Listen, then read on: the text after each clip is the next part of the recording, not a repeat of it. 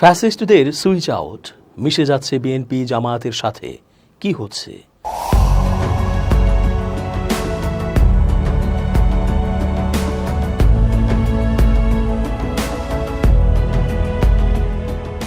আসসালামু আলাইকুম প্রিয় দর্শক, আশা করছি ভালো আছেন। চেঞ্জ টিভির আন্তর্জাতিক চোখ অনুষ্ঠানে আমি এস.জে. রতন স্বাগত জানাচ্ছি আপনাদের সকলকে। রাজনীতিতে নাকি শেষ কথা বলে কিছু নেই, এটা সবচেয়ে উত্তম উদাহরণ দেয়া যায় সাবেক স্বৈরাচার রাষ্ট্রপতি এরশাদকে দিয়ে। তিনি সকালে এক কথা বলতেন তো দুপুরে আরেক কথা, আবার রাত্রেও সেই কথার পরিবর্তন। এইভাবে তিনি রাজনীতি করে গেছেন, আর তার দলটিও ফ্যাসিস্টদের সাথে মিলে মিশে মধুপান করেছে। যার ফাঁসি ছিল নিশ্চিত বা আমৃত্যু জেলখানায় থাকার বন্দোবস্ত, সেই ফাঁসি এড়িয়ে, জেলখানা এড়িয়ে স্বাভাবিকভাবেই তার মুক্ত জীবনে মৃত্যু হলো। অথচ এটা তো হবার কথা ছিল না। বোঝাই যাচ্ছে টিকে থাকার জন্য রাজনীতিতে নানা রূপে বসবাস করতে হয়, মিশে যেতে হয়। সেই রূপে রূপ ধরলেই হয়ে গেল, টিকে যাওয়া গেল। 5 আগস্টে স্বৈরাচার হাসিনার পতনের পর এভাবেই রূপ বদলে ভোল পাল্টে ছাত্রলীগ, যুবলীগ বা আওয়ামী লীগ থেকে দিব্যি বিএনপি ও জামায়াতের নেতা সমর্থক বনে গেছেন অনেকেই। বিশেষ করে বিএনপির নেতা বনে যেতে পারলে বেশি সুবিধা। 5 আগস্টের পূর্বেও যে দাপট ছিল, সেই দিনের পরও একই রকম দাপট থাকলো। ক্ষমতা প্রদর্শন, পেশি শক্তি দেখানো, চাঁদা তোলা, মাস্তানি করা সবই ঠিকঠাক থাকলো। 5 আগস্টের দিনই যখন হাসিনা পালিয়ে গেল, সাথে সাথেই অনেককে দেখা গেছে নিজেদের রূপ পাল্টে তারা আনন্দ মিছিল নিয়ে বের হয়েছে। মিছিলের অগ্রভাগে ব্যানারের সামনে তাদেরকে নেতৃত্ব দিতে দেখা গেছে, জ্বালাময়ী বক্তৃতা দিতেও দেখা গেছে। যেটা তারা বলছিলেন বা এখনও বলছেন তা হলো, আমরা আদতে বিএনপিই ছিলাম। হাসিনার নিষ্পেষণে চাপে পড়ে অসহায় হয়ে এতদিন হাসিনার কথা মতো চলেছি, কিন্তু এখন আমাদের মুক্তি এসেছে। আমরা এখন বুক ফুলিয়ে চলতে চাই, কথা বলতে চাই, নেতৃত্ব দিতে চাই। আমরাই আপনাদের আসল নেতা, ভাগ্য পরিবর্তনের উত্তম অভিভাবক। এই স্টাইলে সবাই বাজিমাত করতে না পারলেও অনেকেই টিকে আছেন এলাকায়, কারণ এলাকাতে তারাই ত্রাস ছিল। তাদের ক্ষমতা, দখলদারিত্ব ও অর্থকড়ি, মাস্তান সবসময় থাকত। ফলে সাধারণ মানুষ আসলে জিম্মি হয়েই আছে এখনও। মেনে নিতে না পারলেও মেনে নিচ্ছে, কারণ তাদের বিরুদ্ধে কেউ এখনও মামলা করার সাহস করেনি। এভাবেই চলছে। বিপ্লব এসেও যেন আসেনি। দাঁতে দাঁত কামড়ে নিপীড়িত মানুষেরা শুধু ভেতরে ভেতরে চাপা কান্না করছেন। প্রিয় দর্শক, এত বড় একটি গণঅভ্যুত্থানের পরে যদি এই সকল কুলাঙ্গারদের চিহ্নিত করে আইনের হাতে তুলে দিতে না পারি, তাহলে আর কবে আমাদের ফ্যাসিজম থেকে মুক্তি মিলবে? একটা বাস্তব চিত্র তথ্যাকারে আপনাদের সামনে তুলে ধরছি। 2021 সালের 2 নভেম্বর, নৌকায় ভোট না দিলে কবর দিতে দেব না শীর্ষক শিরোনামে দৈনিক যুগান্তরে প্রকাশিত একটি সংবাদ সারা দেশে আলোচনার জন্ম দেয়। সেই সময় নিজে নির্বাচনী প্রচারণার অফিস উদ্বোধন করতে এমন দাম্ভিক উক্তি করেন নৌকা প্রতীক নিয়ে কক্সবাজারের উখিয়ার হলদিয়া পালং ইউপি নির্বাচনে প্রতিদ্বন্দ্বিতা করা সাবেক চেয়ারম্যান অধ্যক্ষ শাহ আলম। আলোচিত বক্তব্যটির জেরে সংবাদ প্রকাশের দিন নিয়মিত প্রেস ব্রিফিংয়ে প্রতিবাদ জানিয়েছিলেন বিএনপির যুগ্ম মহাসচিব রুহুল কবির রিজভী। ওই প্রচারণা সভায় উপস্থিত ছিলেন কোর্ট বাজার দোকান মালিক ব্যবসায়ী সমিতির তৎকালীন সভাপতি আবু সিদ্দিক। যুগান্তর প্রতিনিধিকে দেয়া বক্তব্যে তিনি বলেছিলেন, গ্রামে যারা নৌকার বিরুদ্ধে ভোট করছেন তারা মারা গেলে কবরস্থানে কবর দিতে দেবেন না বলে অধ্যক্ষ মোহাম্মদ শাহ আলম হুঁশিয়ার করেছেন। 5 আগস্টের আগে আওয়ামী লীগের নৌকার যাত্রী হয়ে একরকম ভ্রমণ বিলাসে দিন কাটানো কথিত এই ব্যবসায়ী নেতা এখন ভোল পাল্টে উপজেলা বিএনপির ব্যবসা ও বাণিজ্য বিষয়ক সম্পাদক পরিচয়ে দাপিয়ে বেড়াচ্ছেন। অথচ নৌকার পক্ষে নির্বাচনে মুখ্য ভূমিকা রাখার পাশাপাশি 2016 থেকে 2021 সাল মেয়াদে অধ্যক্ষ শাহ আলম চেয়ারম্যান থাকাকালীন তার আত্মীয় পরিচয়েও আধিপত্য দেখানো সহ অবৈধ পন্থায় উপার্জন করেছেন তিনি। 2011 সালের 1 মে প্রতিষ্ঠিত হয় কোর্ট বাজার দোকান মালিক সমবায় সমিতি লিমিটেড। কক্সবাজারের দক্ষিণ অঞ্চলে বাণিজ্যিক প্রাণ কেন্দ্র খ্যাত কোর্ট বাজারের প্রায় 7 শতাধিক ব্যবসায়ী বর্তমানে যার সদস্য। এ সংগঠনের 2 মেয়াদে সভাপতি ছিলেন হলদিয়া পালং ইউনিয়নের 9 নম্বর ওয়ার্ডের বাসিন্দা রশিদ আহমেদ ডিলারের পুত্র আবু সিদ্দিক। দায়িত্বে থাকাকালে তার বিরুদ্ধে সদস্যদের আমানতের টাকা থেকে লোন বাবদ প্রায় 3.5 লাখ আত্মসাৎ, ব্যবসায়ীদের লেনদেন সংক্রান্ত সালিশে জামানত রেখে ফেরত না দেয়া, সমিতির নাম ভাঙিয়ে চাঁদাবাজি সহ নানা অভিযোগ ওঠে।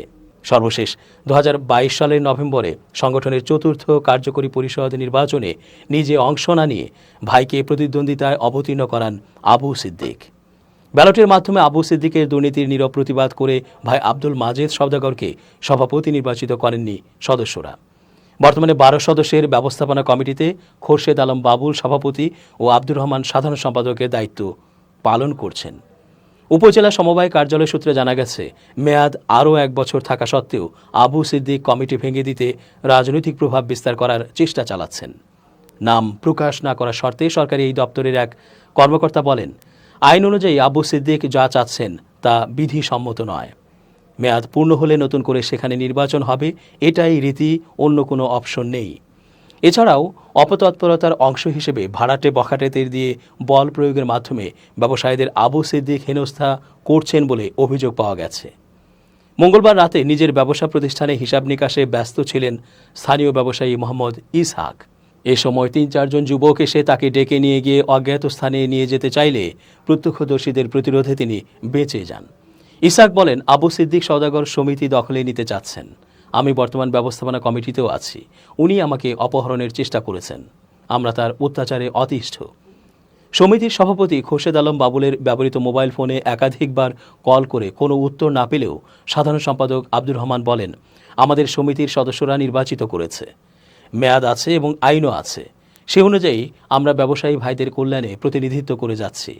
উপজেলা বিএনপির নাম প্রকাশ না করার শর্তে এক প্রভাবশালী নেতা বলেন, রাজপথে আমরা দীর্ঘ 17 বছর সংগ্রাম করেছি, আর আবু সিদ্দিকের মতো সুবিধাবাদীরা বিএনপির এই দীর্ঘ লড়াইয়ে ছিল না। তিনি আওয়ামী লীগের মধু খেয়েছেন, এখন সুসময়ের কোকিল হয়ে আবারও উড়ে এসে জুড়ে বসেছেন। সাবেক উপজেলা চেয়ারম্যান ও উপজেলা বিএনপির সভাপতি সরওয়ার জাহান চৌধুরী বলেন, কর্মীদের কঠোর নির্দেশনা দিয়েছি, দলের ভাবমূর্তি ক্ষুণ্ণ হয় এমন কোনো কাজ করা যাবে না। চাঁদাবাজি চলবে না, মানুষকে অত্যাচার করা যাবে না, শ্রমজীবী থেকে শুরু করে ব্যবসায়ী ভাইদের ওপর জুলুম করা যাবে না। যদি কারো বিরুদ্ধে সুনির্দিষ্ট অভিযোগ পাওয়া যায় তাহলে সাংগঠনিক ব্যবস্থা নেওয়া হবে বলে জানান তিনি। আবু সিদ্দিক বলেন, আমার পরিবারের সবাই বিএনপি, দলে অবদান আছে। অধ্যক্ষ শাহ আলম আমার আত্মীয় লাগে, তাই নির্বাচনে পাশে ছিলাম। তবে সমিতি দখলের অভিযোগ অস্বীকার করে তিনি মোবাইল ফোনের সংযোগ বিচ্ছিন্ন করে দেন।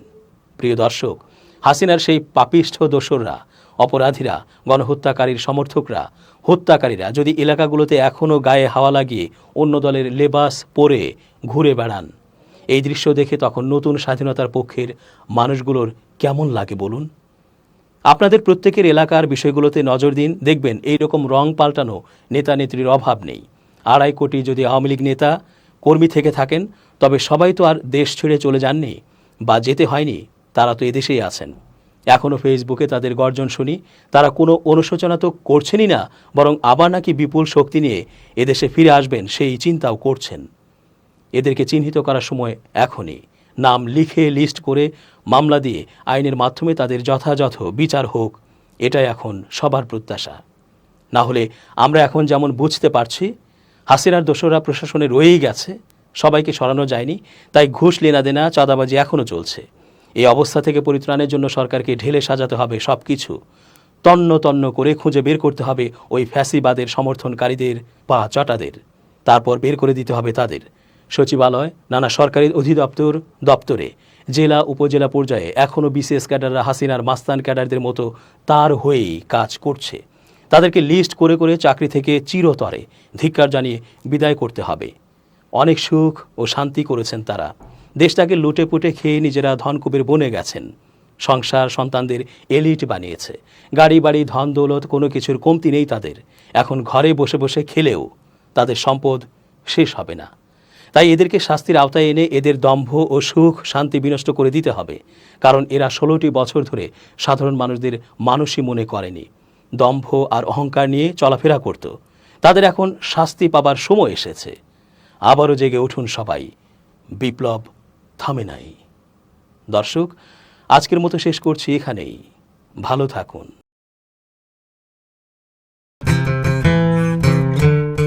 চেঞ্জ টিভি নতুন মিডিয়ার অংশ, অর্থাৎ অনলাইন ভিত্তিক যে ধরনের মিডিয়া তৈরি হচ্ছে সেই মিডিয়ার অংশ। আশা করি চেঞ্জ টিভি তাদেরকে আরও একটা গ্রহণযোগ্য এবং মানুষের ভরসা রাখে এরকম একটি গণমাধ্যম হিসেবে তৈরি করতে পারবে। আরও নতুন নতুন আইডিয়া তারা সামনে নিয়ে আসতে পারবে এবং দর্শক প্রিয়তা অর্জন করবে।